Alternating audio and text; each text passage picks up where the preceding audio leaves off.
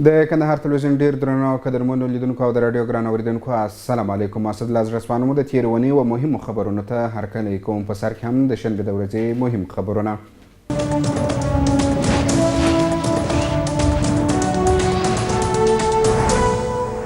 د صحي علومو له انسټیټوټ څخه 140 تنه محصلین فارغ شول. یا د محصلینو چې په عالي نرسنګ، عالي قابلګۍ، فارمیسي او لابراتوار په برخو کې 3 کلنې زده کړې ترسره کړي د شنبې په ورځ د یو لړ خاصو مراسمو په ترڅ کې فراغت لیکونه ورکول شول. په مراسمو کې د ولایت مقام د ټولنیزو چارو مرستیال حاجي غلالي دستګیري، د ولایتي شورا غړي نعمت الله شیردلي، د عامې روغتیا سرپرست رئیس ډاکټر عبدالقیوم پخلا، ګڼ شمېر روغتیاپالانو، محصلینو او د هغوی والدینو برخه اخیستې وه.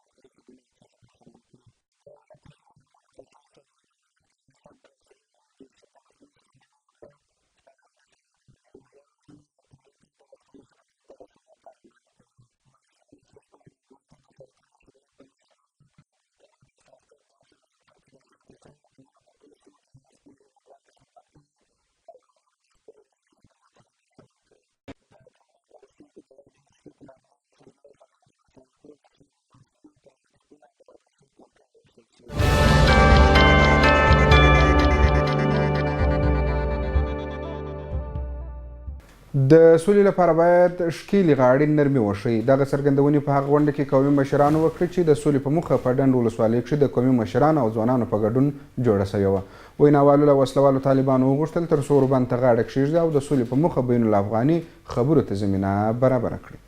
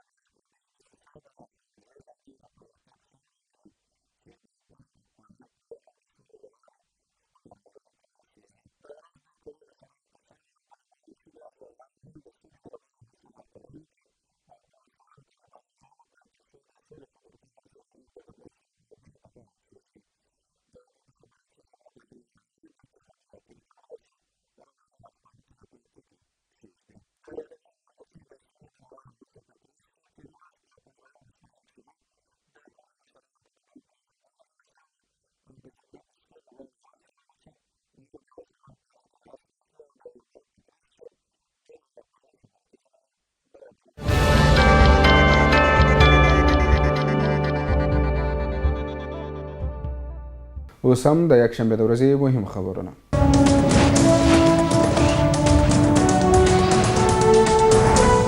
کندهار والي په میرویس مینه کې د یو بشپړ روغتیايي مرکز د بنسټ ډبره کېښوده. د نازوانا په نوم دغه کلینیک د ملګرو ملتونو د کډوالو چارو د عالي کمیشنرۍ په مالي مرسته د بشري خیریه مؤسسې په همکاري جوړیږي چې د یکشنبې په ورځ کندهار والي تورن جنرال زلمي ویسا د سکتوري ادارو د یو شمېر رئیسانو په ملتیا د بنسټ ډبره کېښوده.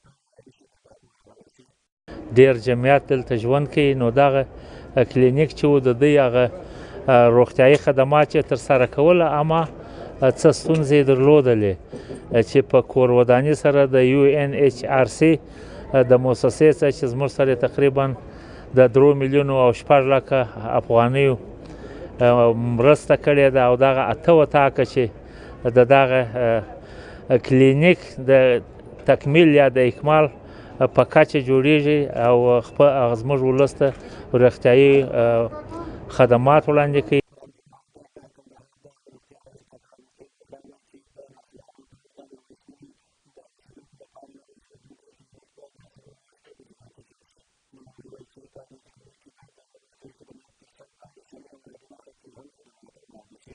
او دغه څانګه چې نوې جوړیږي UNHCR جوړي 15 لکه څه اضافه لکه جناب علي صاحب چې ویل د 4 میاشتو په جریان کې به جوړ شي، او احمد ساختماني شرکت یې جوړي. موږ بیا مننه کوو د UNHCR چې واقعا پر ځای مرسته وکړه، زموږ د ځای مشکلات درلودل.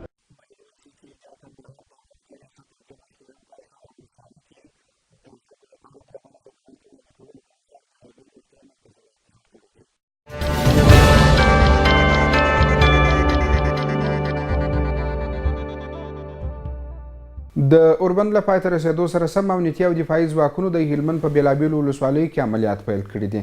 د 505 بست زون قومندان وایي د ولسمشر له لارښوونو سره سم د اوربند پر مهال یوازې له سنګرونو دفاع کول، خو اوس د مخالفینو پر مرکزونو عملیات پراخ کړي دي.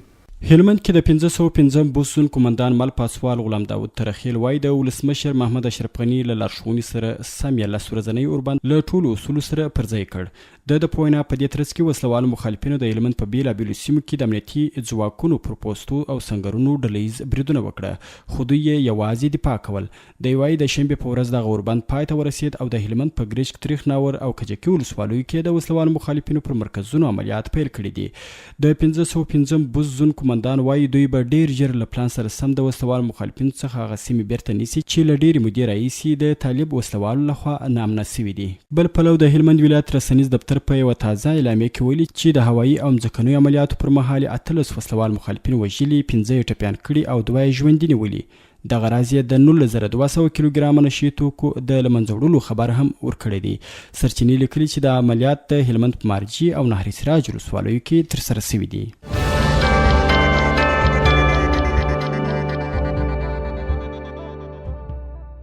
اوس هم د دوشنبې د ورځې مهم خبرونه.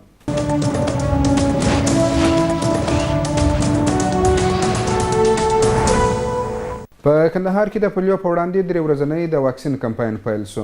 د دوشنبې په ورځ په پنجوایي ولسوالۍ کې د امیر روغتیا ریاست مسؤلینو، ځایي خلکو، قومي مخورو او د پنجوایي ولسوالۍ د ملکي او نظامي ادارې مسؤلینو په ټول کندهار کې د پولیو په وړاندې د واکسین 3 ورځنی کمپاین پرانیست، چې پر مهال به یې په ښار او ولسوالۍ کې 500,000 ماشومانو ته د پولیو 2 څاڅکي تطبیق شي. په ورته وخت کې د روغتیا ریاست مسؤلین وایي چې د کندهار په غورک، خاکریز، ارغسان او میوند ولسوالیو په بند تیمور سیمو کې وسلوالو مخالفینو د پولیو واکسین د تطبیق مخه نیولې ده.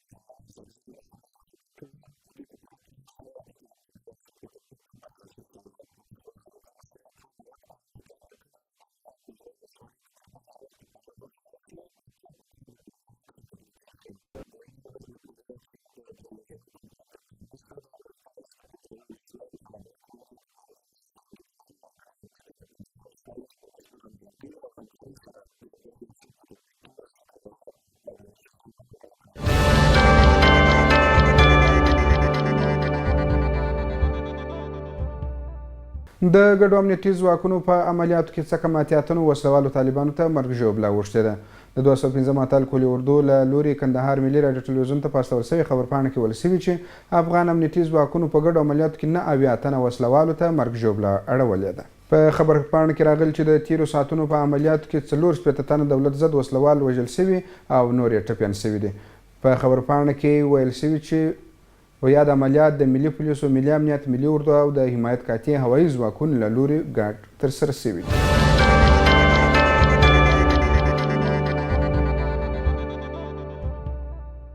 د هلمند د نشي توکو پر ضد د مبارزې پولیسو له یو کور لسګونه لیټره شراب نیولي دي. د نشي توکو پر ضد د مبارزې رئیس وایي د لښکرګاه پر ښار پر هغه کور عملیات کړي چې شراب یې جوړول او بیا یې پر خلکو پلورل.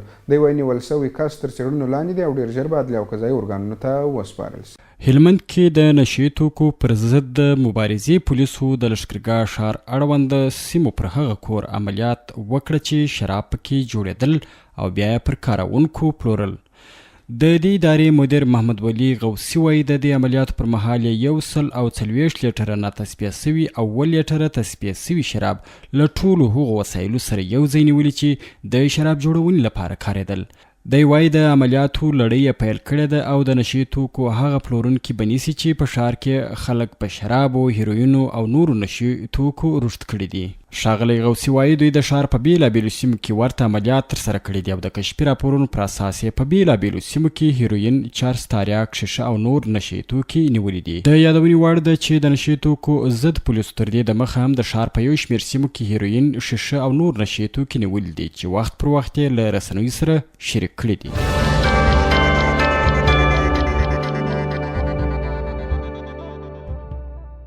اوس هم د سې شنبې د ورځې مهم خبرونه.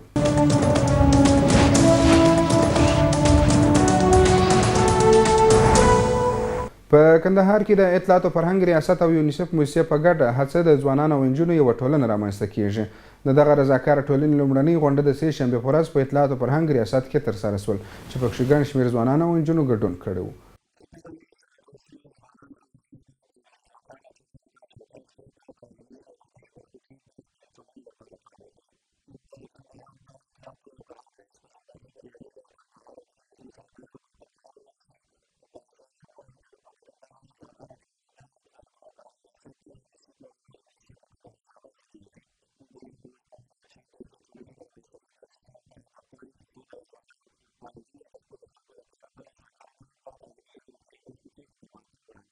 دوی به د ټولنې لپاره رضاکاره ټولنیز خدمتونه کوي په خاص ډول باندې په تعلیمي او صحي برخه کې.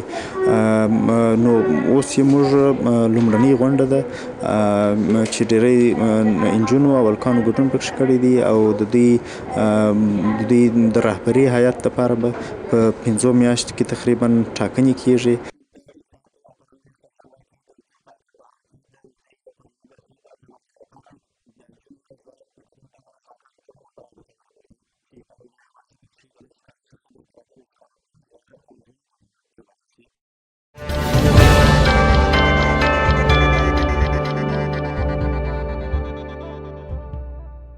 کندهار کې په ساري ناروغیو د اخته کسانو شمېر د تیر کال په پرتله زیات شوی دی. د امیر روغتیا ریاست مسؤلینو دغه شمېرې د زیاتوالي لوی لامل وچکالي او زیاته ګرمي په ګوته کړه. تیر کال په امیر ویس حوزوي روغتون کې د لومړي ربع ارقام 2013 کسان ښودل شوي خو سږ کال یې شمېره 2199 کسانو ته لوړه شوې ده.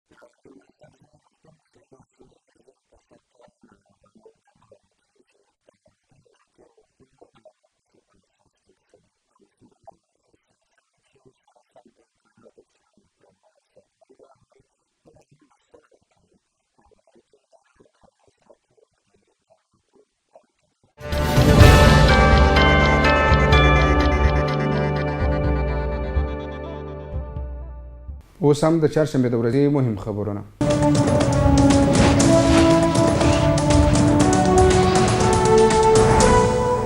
د 215 اتل کولي اردو اړوند د کمانډو ځواکونو د زمري کنډک 80 تنه وسلوال مخالفین وژلي دي.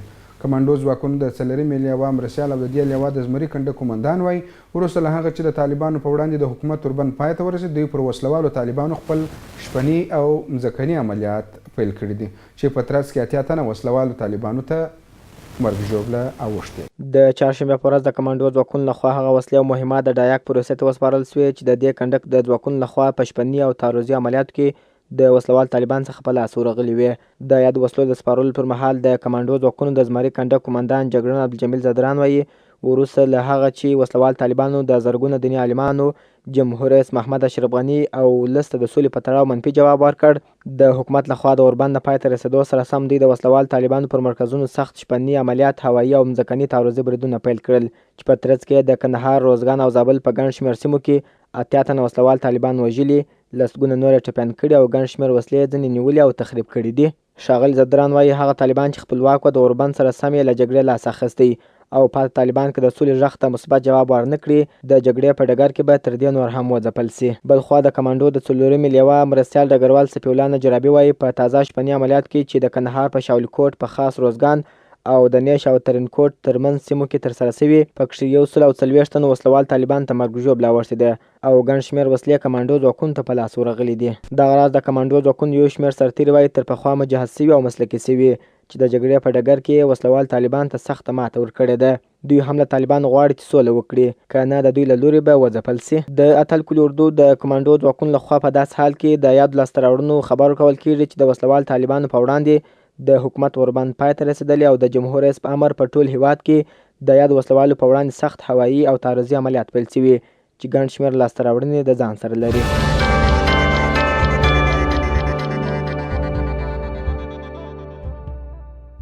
د ملي امنیت منصوبینو د وسلوالو طالبانو 7 کسیزه ډله نیولې ده.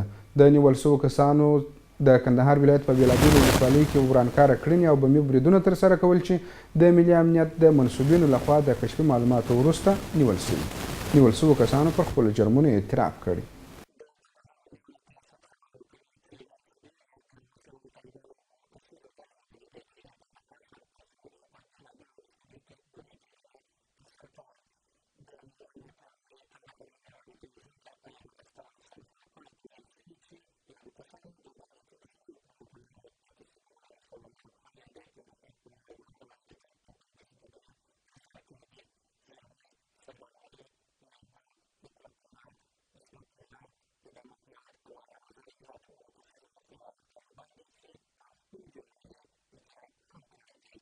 ما از مسیر که دلمنس کوي داسې داوود هغه د بلا په نامه د سړي و چې داسې راس جات مر سره وکړي داسې وکړه زه ما سره سې کړه زه ولاړم بیا یې څو شپې ما بعد ما ته وجه د تر وته راست تقریبا د 6 کاله مخکې عیسی محمد چې زموږ د عامه میړو طالبانو قومندانو په چمن کې اوسېدی د ما ته زنګ وی پر د میدان بیا توغندۍ راشټولې وایي دا معلومات موږ ته راکوئ چې دا آیا دلته په میدان کې موږ یې او که بلې خوا ته ځي او ما د هغه معلومات ورکوئ. بیا موږ چې 2 کاله مخته زه د طالبانو سره ملا عبدالباري نومیدي د طالبانو قومندان دا موږ ته راکلولي ما ته زه ولاړ شو جهاد وکړو جهاد فرض دی دغه دی باندې زه ورسره ولاړلم یو دانه یې ماشین راکړي ما ته ولپله یوه دانه یې دستګاه راکړه څلور یې شاجران راکړله موټرسایکل یې په لاس راکړي څو چنده غیر د سره ومه د هغه بعد بیا یې 5 کسه ملګري ما ته په لاس راکړه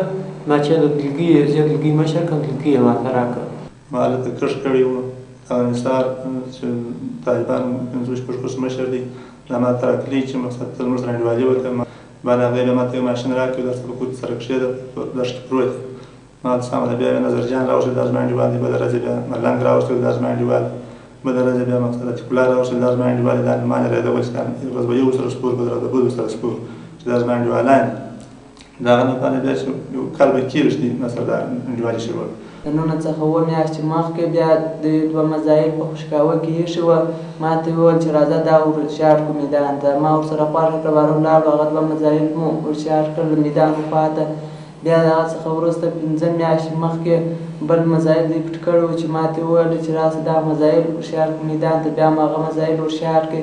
بیا د نن د دروژې څخه 15 شپې مخکې بل مزایل یې پټ کړي وو. ماته یې وویل چې راځه دا ورشیار کړو. بیا م هغه مزایل ورشیار کړي. د بامیلا کې چې یوسه د ارغسان پر سړک باندې یو شخص که برما یوړی د ارغسان د سړک دې طرف ته په د رغو کې مې پر ناکشه لار باندې وغورځول، په مټ کې مې پټه کړه چې هغه د کوچیانو پر خره پټه شوه. بیا زه په خپل کور کې وم، زه د دولت څخه دا غوښتنه غواړم چې زه دوی دلته راوستم، زه بخښه غواړم او ما دې وبخښي.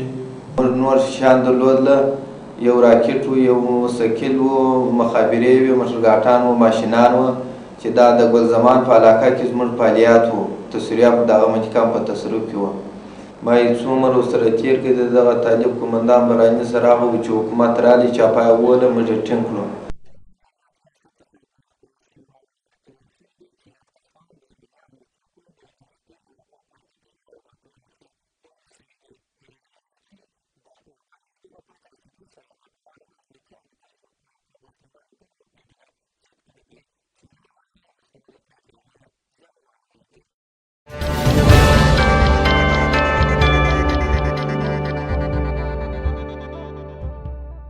په روزګان کې د غیر قانوني کړنو د مخنیوي لپاره ښاري ګارنیزون په کار پیل وکړ. د ګډو ځواکونو څخه جوړ د ګارنیزون دغه سل کسیز ځواک به په ترینکوټ ښار کې فعالیت کوي او د غیر قانوني کړنو مخه به نیسي. په روزګان ولایت کې دغه ښاري ګارنیزون د ترینکوټ ښار د لا ښه امنیت په موخه جوړ شوی. ولایتي مسؤلین وایي د ګارنیزون دغه سل کسیزه ځواک به په ښار کې د ټولو غیر قانوني کړنو مخه نیسي. د روزګان والي محمد شفیق اسدالله سعید وایي د ښاري ګارنیزون په دغه سل کسیزه کته کې د دغه ولایت د ټولو امنیتي او دفاعي ارګانونو کسان ګډون لري او په ښار کې د غیر قانوني وسلو پر ګزلاو، تورو شیشو لرونکو موټرو مخنیوي، غلاو، تښتونو او د یو شمېر نورو سرغړونو په وړاندې به مبارزه کوي. د ولایت د امنیتي او دفاعي ادارو استازي هم وایي د ښار امنیت لپاره دغه سل کسیزه کته تر هغه وروسته جوړه کړې چې په ښار کې تښتونې، غلاوې، غیر قانوني وسلو ګرځېدل، د موټرو تور فلمونه او دې ته ورته نورې کړنې ترسره کېدلې او ښاریان یې په ویره کې اچولي وه. د روزګان امنیه قومندان سمونوال معروف احمدزی وایي ښاریانو ورته څو ځلې شکایت کړی و چې د ښار امنیت خوندي کړي او د زورواکو پر وړاندې دې قانوني چلند وکړي. بل خوا د دغه ولایت قومي مشران هم د دولت له دغه اقدامه خوښ دي او غوښتنه کوي چې دغه ځواک د خپل فعالیت په دوامداره توګه ترسره کړي. په مرکز ترینکوټ کې دغه ښاري ګارنیزون په داسې وخت کې په فعالیت پیل کوي چې څه موده وړاندې د ښار په داخل کې د غیر نامسؤله وسلوالو په نښته کې خلکو ته مالي او ځاني زیانونه واوښتل.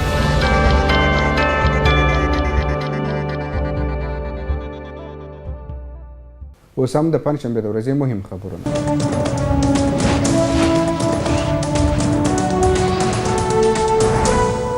مرکزي ولایتي اداره باید د ارغسان ولسوالۍ د اوبو د کمښت ستونزه په اساسي توګه حل کړي.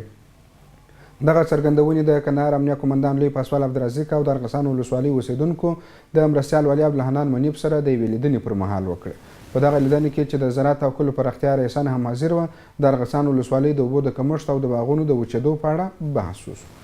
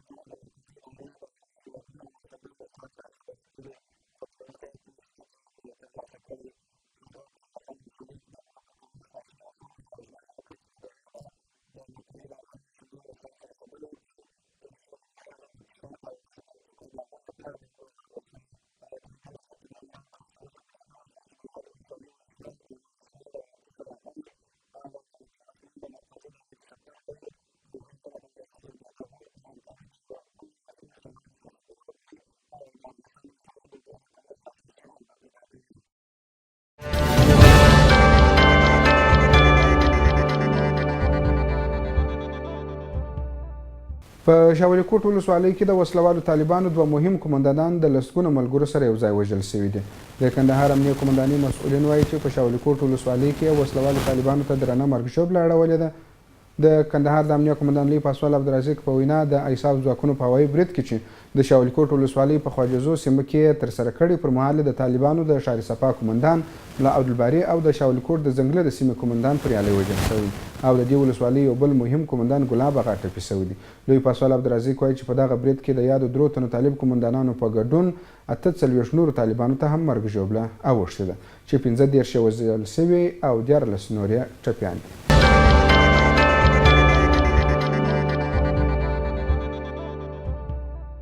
د میوند کلي اردو هوایي ځواک ته 3 باله بلک هاک الوتکې وسپارل شوې. د 215 میوند کلي اردو هوایي ځواک ته رسېدلې 3 باله بلک هاک الوتکې د هلمند والي تورن جنرال محمد یاسین خان او نظامي شورا غړو له لوري په رسمي توګه د دې کلي اردو هوایي ځواک ته وسپارل شوې. د دغو الوتکو سپارلو لپاره په 215 میوند کلي اردو کې مراسم نیول سوي وو چې پکښې د هلمند والي ترڅنګ د 215 میوند کلي اردو قومندان تورن جنرال ولی محمد احمدزي او د نظامي شورا غړو او په هلمند کې د مرینو ځواکونو مشر جنرال واټسن ګډون درلود. هلمند والي تورن جنرال محمد یاسین خان وویل د خوښۍ ځای دی چې د 215 میوند کلي اردو قومندانۍ د لایق مال په موخه 3 باله بلک هاک الوتکې ورکول سوي دي. دغه الوتکې به په عادي او ستونزمنو حالاتو او همدارنګه پوځي عملیاتو کې کارول کیږي چې په دې برخه کې پیلوټان په هر اړخیزه توګه روزل سوي دي. ښاغلي یاسین له جمهور رئیس او غوڅ ملاتړ ماموریت څخه مننه وکړه چې د هلمند د نظامي شورا د غوښتنې مطابق د 215 میوند کلي اردو ته د هوایي مفروضې منظورېدو ترڅنګ یادې بلاک هاک الوتکې ورکړې دي. د 215 میوند کلي اردو قومندان تورن جنرال ولی محمد احمدزي وویل یادې کلي اردو ته نورې بلاک هاک هلیکوپټرې هم د پلان مطابق سپارل کیږي خو د اوس لپاره ورکړل سوي الوتکې د عملیاتو او عادي ترانسپورت لپاره کفایت کوي. هغه زیاته کړه د دې هلیکوپټرو لپاره انجینري ټیم هم روزل سوی دی چې د تخنیکي ستونزو پیښېدو پر مهال به په همدې کلي اردو کې ترمیمات ترسره کیږي. د یادونې وړ ده چې د هلمند میوند کلي اردو د دې ترڅنګ نورې الوتکې هم لري چې د عملیاتو پر مهال ترې کار اخلي.